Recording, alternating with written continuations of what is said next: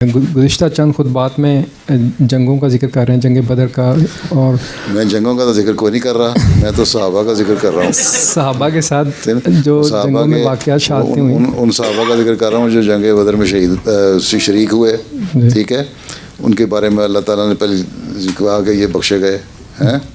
اور اللہ تعالیٰ ان سے راضی ہوا، ان کا مقام ہے۔ ان 313 صحابہ کا ذکر کر رہا ہوں تاکہ ہم اس کو یاد رکھیں۔ ویسے میرے ذہن میں تو نہیں تھا، بعد میں مجھے کسی نے یاد دلایا، مسلم اسلام کا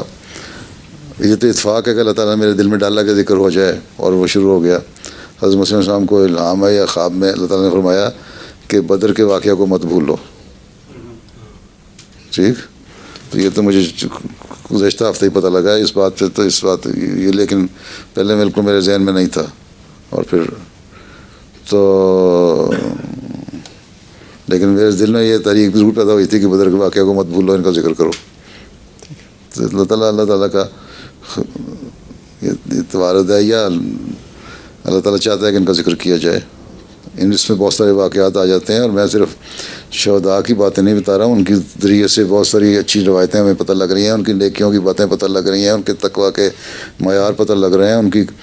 آن رسول اللہ کی خدمت کے واقعات پتہ لگ رہے ہیں، آن رسول اللہ کی ان سے محبت کے واقعات پتہ لگ رہے ہیں۔ تو